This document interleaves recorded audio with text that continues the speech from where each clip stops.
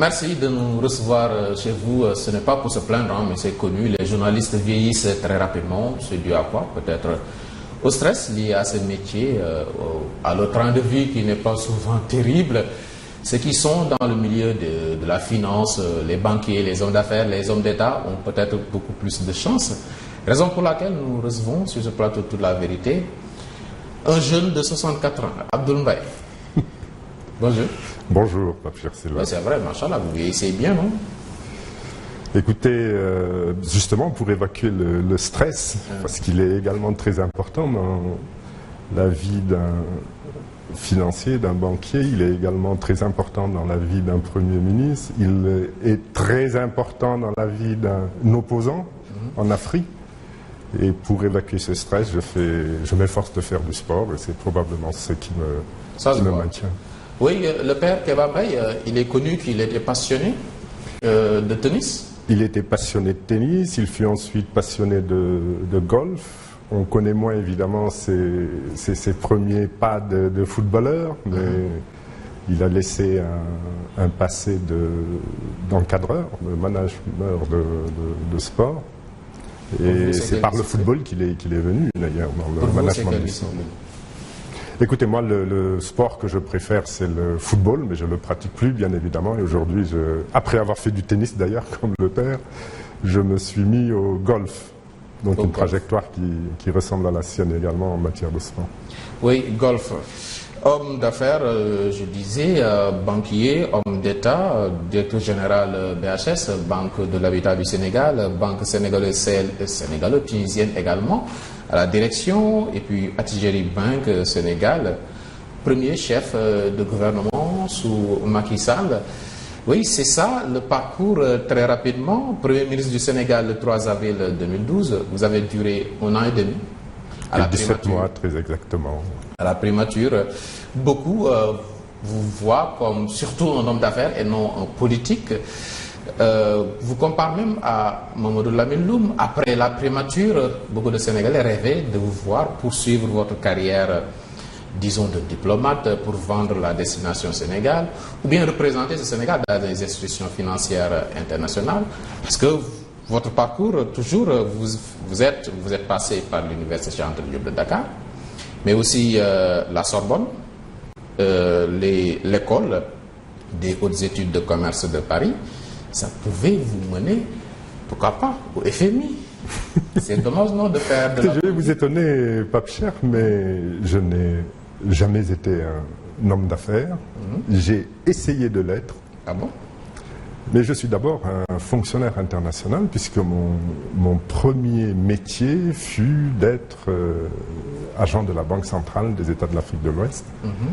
Et d'ailleurs, je suis arrivé à la Banque de l'Habitat du Sénégal un peu par accident, sur le chemin, sur la route du Fonds monétaire international, où je devais me rendre en juillet 1982.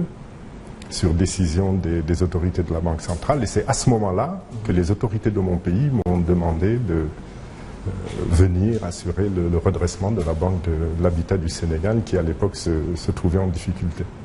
Donc je suis resté fonctionnaire de la Banque centrale en mission auprès du gouvernement du Sénégal pour des missions d'État, disons. Des missions d'État. Des missions de redressement d'établissements bancaires, puisqu'il y a eu d'abord la Banque de l'Habitat du Sénégal, puis la BIAO du Sénégal, puis la Banque sénégalo-tunisienne. Et c'est à ce moment-là que j'ai commencé à, disons, travailler pour mon propre compte, puisque j'ai pris ma retraite anticipée de la Banque centrale. Et j'ai continué d'assurer la direction générale de la Banque sénégalo-tunisienne. Je suis devenu, comme vous le rappeliez tout à l'heure, presque par accident également Premier ministre de la République du Sénégal. Et autre surprise, j'ai renoncé à une fonction de grand commis de l'État également dans une institution internationale, pour privilégier d'abord le travail à la tête d'un club de réflexion dans mon pays, puis ensuite une carrière politique qui démarre. Premier ministre, on peut être Premier ministre par accident? Je dis Premier ministre par accident parce que je n'ai pas cherché à l'être. Je me suis impliqué, c'est vrai, dans une campagne plutôt, dans un soutien, sans jamais avoir recherché demandé une contrepartie à cela. C'était une manière de récompenser la famille Mbaye pour son soutien au candidat Macky Sall. Non, il n'y a pas eu de soutien de la famille Mbaye au candidat Macky Sall. Il y a Abdoul Mbaye, tout simplement, qui, à un moment donné, a considéré qu'il devait aller un peu au-delà de la critique habituelle de salon très chère aux intellectuels sénégalais. Au Sénégal, on parle plus de l'ancien directeur général de Orange, Cheikh Tidiane Mbaye, que d'Abdoul Mbaye, comme souteneur du candidat Macky Sall. Non, je ne pense pas. J'ai été largement plus impliqué que lui dans le soutien apporté au candidat Macky Sall. Ok. Oui, quand on parle avec Abdoul Mbaye, on est toujours enclin de parler de sa famille. Vous le comprenez également, ça? Ben oui, je l'accepte et je m'en réjouis à la limite, je m'en honore. Et être le fils de Kéba Mbaye, c'est quoi? C'est ça corse les choses, ou bien, c'est quoi? Ça donne quoi? Être le fils de quelqu'un. Écoutez, personnellement, je considère cela comme un gros privilège. Comme un gros privilège parce que... Vous ne le subissez pas? Non, je ne subis pas. Je l'accepte totalement et je m'en réjouis. Pourquoi? Parce que simplement, et je le lui ai dit souvent, paix à son âme lorsqu'il vivait encore, en le remerciant de nous avoir donné un modèle de vie, un modèle de comportement social, un modèle de carrière à bâtir par le travail, par l'effort et non par la triche, un modèle par les priorités qu'il donnait à notre vie, s'occuper d'abord de l'éducation de ses enfants, s'occuper de sa famille, etc. etc.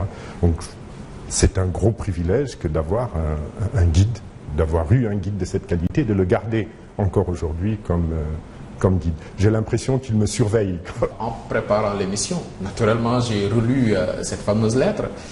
La lettre, vous étiez adressée vous-même. Exact.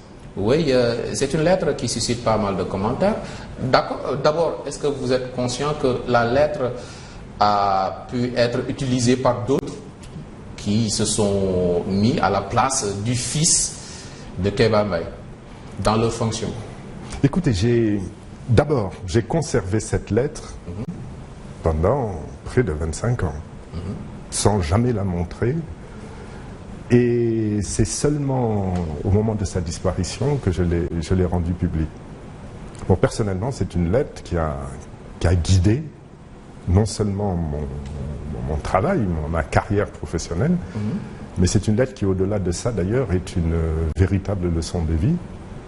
Et je me vraiment réjouis de l'avoir fait parce que presque tous les jours, ou alors au moins toutes les semaines, je rencontre des Sénégalais, des Africains et parfois même des Européens qui y font référence et sont heureux de l'avoir lu, me disent l'utiliser comme repère, me disent également l'avoir imprimé, photocopié et cela ne vous rend pas à leurs enfants. Prévisible.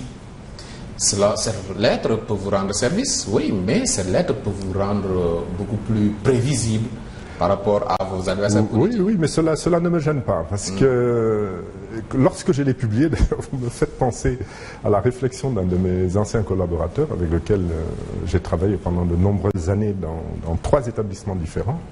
Il m'a appelé puis il m'a dit, mais je viens de comprendre votre manière déchirée. Je viens de comprendre ce qui vous a inspiré et ce qui continue de vous inspirer. Donc tant que je considère que c'est sur la voie du bien, et c'est le cas, cela ne me gêne pas. Il y en a qui, dans leurs commentaires, trouvent que c'est un papa protecteur qui parle à son fils, mais également quelque peu isolationniste, qui est distant des autres et qui pousse à son fils à être distant de son entourage. Vous répondez quoi? Non, ce n'est pas ça. Je pense qu'il sait qu'il a affaire. Quand il vous dit ne faites confiance à personne, même pas à moi, ça veut dire quoi? Ça veut dire écoute tout le monde, mais prends ta décision seul.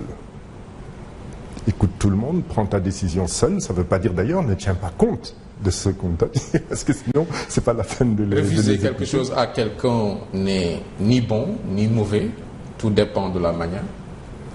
Ah oui, mais ça c'est la relation sociale sénégalaise, vous la connaissez mieux que moi. Il faut ménager les égos, les susceptibilités, mais il faut savoir être ferme également dans la décision que l'on prend. Oui, j'aime bien l'homme, donc raison pour laquelle je pose toutes ces questions. Mais rapidement, le livre quand même, le livre de Yérim Seck sur Kéba Mbaye, c'était commandité par la famille.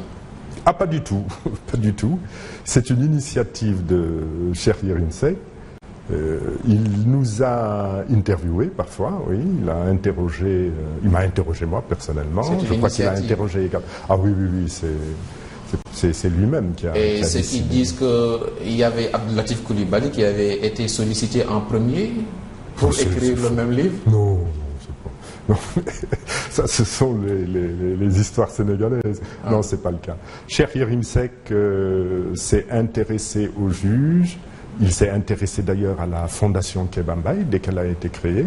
Il a pris cette initiative tout seul et il a interrogé des membres de la famille pour avoir des éléments. Oui, et la fondation est toujours là. La fondation est toujours là, évidemment. Pas en léthargie quand même.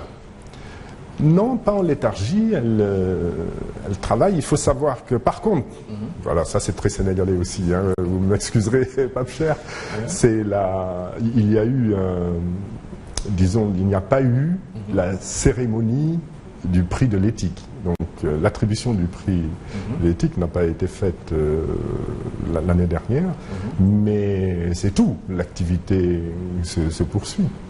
Bon, sans moi, évidemment, parce que...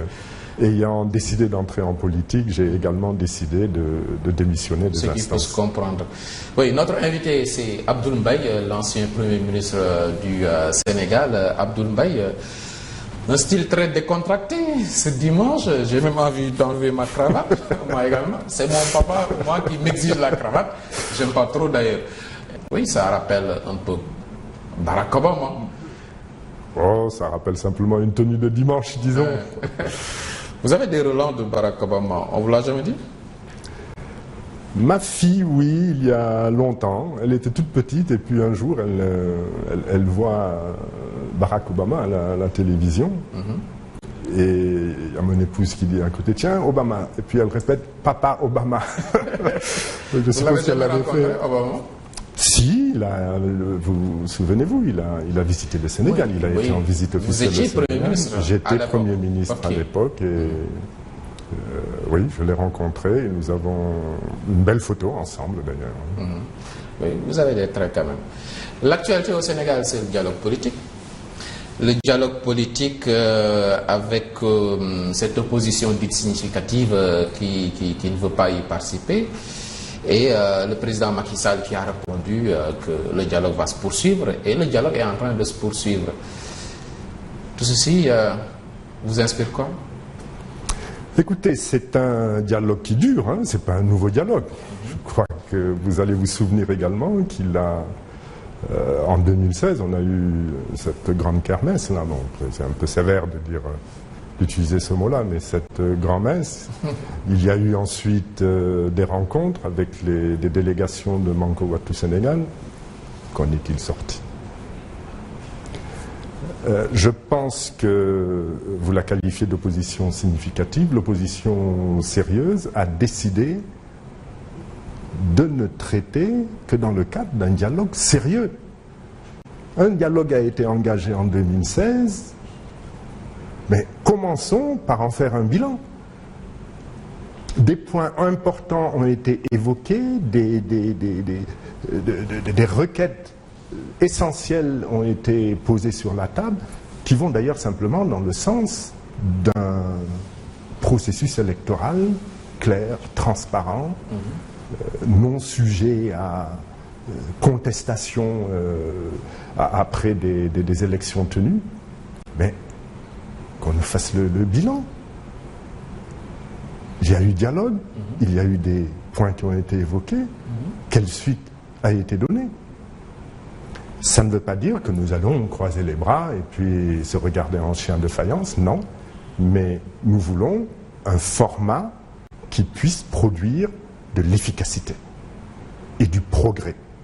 Parfois, d'ailleurs, quand je dis progrès, c'est progrès par rapport aux dernières élections, progrès par rapport à la situation instaurée par le régime de Macky Sall et ses alliés, mais c'est souvent parfois retour aux conditions ex-ante qui étaient des conditions de vote libre, transparent, et malheureusement, il y a recul démocratique, c'est clair, cela passe par les conditions dans lesquelles les élections ont été organisées. Évidemment, on ne peut pas taire non plus toutes ces actions judiciaires engagées contre les opposants et qui nous ramènent à d'autres temps. Mais il faudra convaincre quand même l'opinion de cette attitude. Oui, c'est présenté comme la politique de la chaise vide, adoptée par cette opposition que vous considérez d'opposition sérieuse. Et pour l'opinion, dans l'imagerie populaire sénégalaise, il faudrait se mettre autour d'une table pour discuter des choses essentielles qui intéressent le Sénégal. Il reste un problème de communication. Et d'ailleurs, je ne suis pas certain que ce soit sur la base d'une enquête d'opinion que vous affirmez que l'opinion sénégalaise exige que il y a simplement des autorités de ce pays, des autorités religieuses en particulier, qui ont insisté pour que ce dialogue ait lieu. Il aura lieu. Il faut échanger sur des questions essentielles, mais on ne va pas reproduire des schémas qui n'ont pas produit d'efficacité. Là est la question. Donc il faut trouver des formules qui peuvent permettre d'obtenir des résultats. Parce que quand même, appeler à s'asseoir à une table, vous vous êtes déjà assis face à une personne ou des personnes qui ont prouvé qu'elles ne tiennent pas compte de vos requêtes, de vos soucis, qui font tout à fait le contraire de ce que vous recherchez, ça veut dire qu'il y a un problème. Je pose une question. Est-ce qu'il n'est pas nécessaire, comme en 1992 ce fut le cas avec le juge Kebambaye dont vous rappeliez la mémoire, est-ce qu'il n'est pas nécessaire d'aller à un dialogue avec présence d'un arbitre fort ou même de plusieurs arbitres? Quand vous avez affaire à quelqu'un qui ne respecte pas ses engagements, et cela a été prouvé plusieurs fois, comprenez quand même que l'on réchigne à aller s'asseoir à une table de dialogue avec lui. Et Seulement, la majorité poursuit son agenda. Il y a le ministre de l'Intérieur qui a reçu ceux qui veulent bien participer à ce dialogue. Et lui, il a sa feuille de route également. Ils sont en train de se concerter sur les modalités d'une élection ici au Sénégal, de la tenue d'une élection. Sans vous. Mais oui, mais on est attentif, on va voir. Mais nous aurons des exigences et nous verrons comment les faire passer. Mais certainement pas en refaisant ce qui n'a pas produit de résultat hier. On ne va pas faire du bis et repetita.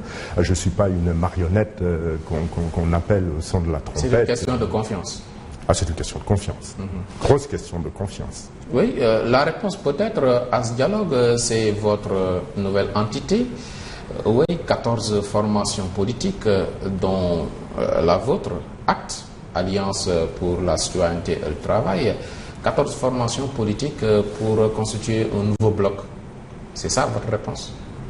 Écoutez, un nouveau bloc, oui, mais n'oubliez pas que ce sont quand même les mêmes préoccupations qu'hier avec Manko Wattu Sénégal. Nous considérons qu'il est important de faire respecter la loi dans notre pays, en matière électorale ou autre, parce que malheureusement les dérives sont nombreuses sur de nombreux sujets.